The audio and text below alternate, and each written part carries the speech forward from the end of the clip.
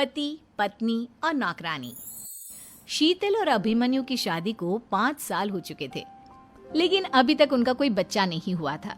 इसकी वजह से शीतल और अभिमन्यु परेशान रहते थे, लेकिन उन दोनों से ज्यादा परेशान थी शीतल की सास, यानी अभिमन्यु की माँ जानकी देवी। जानकी देवी चाहती थी कि जल्दी से जल्दी उनकी गोद में पोता या पोती आ जाए, और इसीलिए वो अपनी बहू शीतल को लेकर एक दिन हॉस्पिटल पहुंची।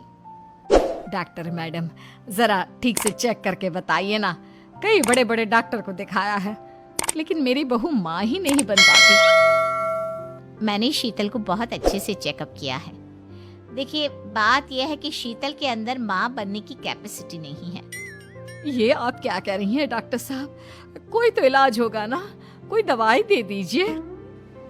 देखिए, कुछ प्रॉब्लम ऐसी होती है जिनका कोई ट्रीटमेंट नहीं होता। आई एम सॉरी टू से, लेकिन शीतल कभी माँ नहीं बन सकती, क्योंकि उसके यूट्रस में अंदर से ही कुछ प्रॉब्लम है।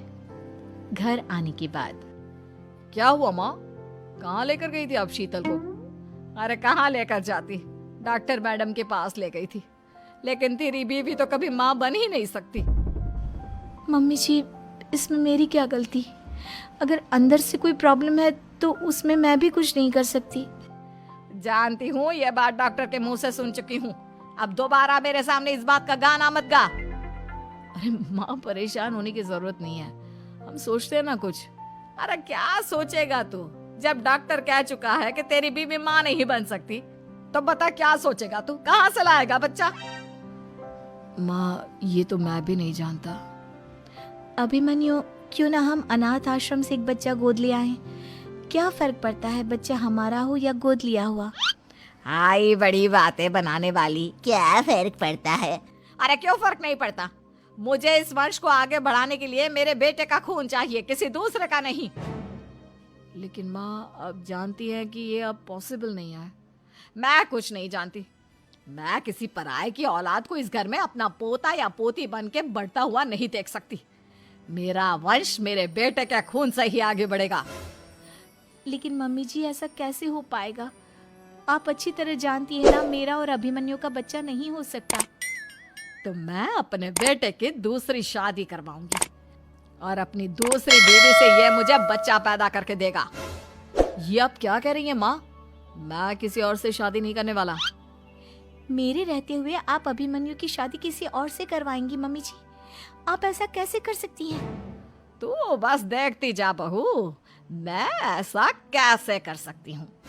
कुछ दिनों के बाद, अभिमन्यु, मैंने तेरे लिए लड़की ढूंढ ली है।